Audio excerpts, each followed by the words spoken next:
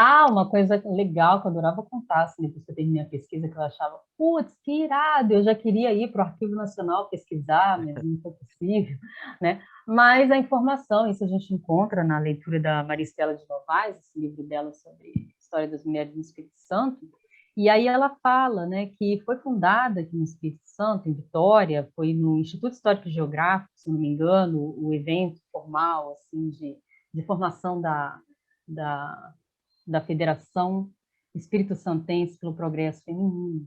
Foi fundada aqui em 1933. E aí eu acho super curioso, porque a Federação Brasileira pelo Progresso Feminino, fundada por Berta Lutz, é desde 1922, né? Então, Uhum. digamos que as capixabas tiveram muitas oportunidades de fundarem uma federação aqui, porque, né, tiveram filiais no Brasil inteiro, da FBPF, da Berta Lutz. Então, eu fiquei muito curiosa assim, em pensar como que foi esse. E aí eu não pude, não tive oportunidade, porque Hum. grande parte da documentação da Federação Brasileira pelo Progresso Feminino está no Arquivo Nacional e está fechado, você não consegue pesquisar, desde aquela época. Né? Há uma enorme dificuldade de você acessar essa documentação da Federação Brasileira pelo Progresso Feminino. Eu fiz algumas tentativas e era sempre postergado, sempre postergado.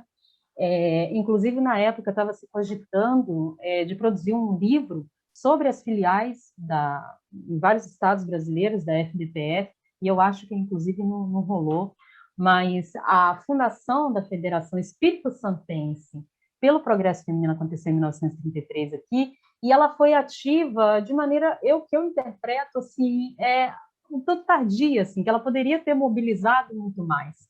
Depois do Código Eleitoral de 1932, o que foi preciso fazer era garantir que aquilo que estava já escrito no Código fosse para a Constituição de 34. Então, teve a Assembleia Constituinte, a Berta Lutz fez parte da Assembleia Constituinte, a Carlota Pereira de Queiroz, as mulheres em peso estavam lá também, reivindicando para garantir que fosse mantida o que estava lá no Código Eleitoral de 32. E aqui no Hum. Espírito Santo isso foi já depois, 33, 34, até 36 a gente tem evidências de que a Federação Espírito Santense para o Progresso Feminino funcionava. Aí, Uhum. de que maneira? Né, fazendo viagens para o interior, estimulando as mulheres a tirarem o título de eleitoras, a maioria achava, para que tu tirar Que título legal. de eleitor? Então, viajava, né, mostrava qual era a importância disso. A Maristela de Novaes, que fez parte, né, da diretoria, junto com a Silvia Meirelles, junto com a Judite Leão Castelas, fizeram parte da diretoria da FDP, da Federação Espírito Santense. A Maria Estela de Novaes foi para um congresso feminista nacional, acho que foi no sul do país, não me lembro o local direito. Então, houve, digamos assim, uma militância mais sistematizada, organizada, a partir justamente dessa filial aqui no estado, de 33 até 36, né? Então, já, digamos assim, no momento em que isso já estava quase garantido. Getúlio Vargas já estava, sabe, de saco cheio desse papo, falando, não, a gente quer todo mundo junto, vamos todo mundo trabalhar. E as mulheres, claro, obviamente, vocês sabem disso, mesmo tendo direito, a própria Judite Leão Castelo sendo eleita em 1934, se não me engano, ela só pôde assumir em 1947, alguma coisa assim, com a redemocratização, né? Uhum. Em 1937, você tem o Estado Novo, vai até 45. Aí, em 1947, é que ela ganha, finalmente, que ela pode assumir, depois ela vai ter 4 mandatos.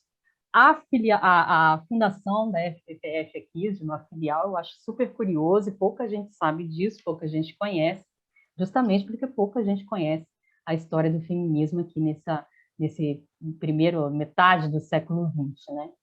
E a outra curiosidade, se vocês me permitem, e Com aí é certeza. uma coisa, digamos assim, ainda mais inédita, né, porque que veio da minha pesquisa de tese, foi um acontecimento aqui no Espírito Santo, que é outra coisa que a gente pouco conhece, e que tem um professor da UFES, o Pedro Ernesto, né, Fagundes, que ele Uhum. estuda a história da esquerda aqui no Espírito Santo. Então, a partir do envolvimento dele, né, com a Comissão da Verdade, com o envolvimento dele com esses estudos do período da ditadura civil-militar no Brasil e no Espírito Santo, ele encontra assim evidências de movimentos antifascistas, né, do Partido Comunista, como ele funcionava aqui no Espírito Santo, da Juventude Comunista. Então, Pedro Ernesto é uma referência para mim assim quando a gente fala da esquerda capixaba. E aí aconteceu um evento, que foi um evento muito badalado, digamos assim, de acordo com a imprensa, contou com cerca de 3.000 pessoas no Teatro Carlos Gomes, ou era no Teatro Glória? Eu acho que eu anotei aqui, deixa eu ver. Aconteceu no Teatro Glória, que era o quê? Um símbolo do Espírito Santo moderno, né? Um símbolo da arquitetura moderna, da suntuosidade, daquilo que se esperava para a sociedade vitoriense. E aí foi realizada ali uma reunião da ANL, que era a Aliança Nacional Libertadora, Eu em acho que eu conheço essa história. 1935. Você conhece essa Eu história? acho que sim, Tá, vai continuar sério? andando aí. E eu achei uma fotografia que era já uma cópia lá no arquivo público, né? Eu fui lá no arquivo público pesquisar sobre a polícia política, no acervo, né? Na documentação da polícia política aqui no Espírito Santo, e aí eu encontrei essa fotografia que eu só consegui identificar quem eram as pessoas porque eu estava muito envolvida com a pesquisa do Newton, envolvendo o Newton Freitas na ANL, na Aliança Nacional Libertadora, e aí está lá no meu livro, né? Eu fiz a cópia e está lá no livro a fotografia que marca, depois da caravana ter passado pelas principais cidades capixabas, onde havia uma forte mobilização dos integralistas, né? E aí vocês sabem quais cidades são essas, né? Muito próximas àquelas que elegeram Tá bom. hoje, Ah, se você que botar a elegeram, lista do lado da outra. muito então, Desde algumas lá cidades, até. desde lá, pelo menos uma delas eu sei que É. sim. Então, eles foram a Santa Leopoldina, a Santa Teresa, eles foram a Cachoeiro. Em algumas dessas cidades, eles foram recebidos a pedras, assim, a pedradas, e tinha sempre um risco, porque era tudo muito improvisado. O pessoal chegava da Aliança Nacional Libertadora, que eram, digamos assim, uma liderança, né, de determinado núcleo da ML do Rio de Janeiro, dentre eles o Newton Freitas, como ele era capixaba, ele foi mandado para cá junto com os caravaneiros, porque ele conhecia, né, a região. E aí e também ele era uma liderança forte na ML, esse capixaba, o Newton Freitas. E aí eles iam tudo improvisado, assim, pegava o carro, ia para o interior, chegava lá, montava um negócio de madeira, assim, botava um negócio, ou subia no coreto da cidade e começava a discursar. O negócio era assim, gente, no teste a teste, começava a discursar, aí ia mobilizando aí uma pequena multidão, e, de acordo com o relatório que eles publicavam na imprensa aliancista, tudo deu muito certo. Eles conseguiram fundar uma filial da ML em cada cidade, um núcleo, deu tudo certo. E o coroamento, apesar, né, eu acho que o caso mais dramático, assim, que deu até tiro para o alto, foi em Santa Leopoldina, alguma coisa assim, que eles ficavam assim, meu Deus, o que a gente faz? Porque eles não andavam armados, né? Pelo menos era o que diziam, que eles não andavam armados, o que eles vão fazer? Vão correr, né? Eles já estavam preparados sempre para correr. Ou para ter um enfrentamento assim que tivesse que ir na força. E aí o coroamento dessa caravana foi no Teatro Glória, acho que foi no fim do mês de maio, e aí cerca de 3.000 pessoas, que eu acho exagerada a contabilidade da coisa, mas Eu não muita consigo gente. imaginar 3.000 pessoas ali dentro, assim. Hoje, Pois né? é, não dá para imaginar, É. não dá. Tipo assim, era cerca de 10% da população de Vitória, sei lá, não sei, Muita gente. era muita gente. E aí, bom, foi o coroamento e aí teve essa foto, assim, que registrou, né? Porque até então, olhar um evento desse aí, eram aqueles cartazes maravilhosos, tipo, caia o imperialismo, assim, contra o fascismo, a favor de Luiz Carlos Prestes, era tudo muito, né, enfático, e aí é fabuloso, assim, porque a gente pouco Prestes com certeza andava armado, né? a Prestes deveria, porque, Aí né, eles gente, podiam não andar, mas o Prestes tenente, com claro, certeza andava. claro, ele tinha que andar, afinal de contas, né, era obrigação dele para se defender, aquele homem sofreu muita coisa. Mas, enfim, o Luiz Carlos Prestes era a figura, né, o líder, símbolo da Aliança Nacional Libertadora, e é isso, assim, a gente pouco conhece que houve um movimento antifascista aqui no Espírito Santo. Eu tenho muita vontade, aquela pessoa que tem uma lista de temas para pesquisar, e que eu lanço aí, quem quiser se lançar, eu já falei para o meu primo pesquisar, ele não encontra tempo, que é de estudar esse movimento antifascista aqui no Espírito Santo, entre os anos 20 e 30, principalmente 30, né? Principalmente a década de 1930, porque havia, inclusive, mulheres antifascistas, como eu falei para vocês, assim, é você mudar, né, o holofote e colocar isso numa perspectiva de esquerda. Acho que nos falta, que a gente tem um senso, um lugar comum de falar que o Espírito Santo ele é um estado conservador. Sim. né? Mas o que aconteceu de resistência a esse conservadorismo, né? Como que a gente está construindo isso?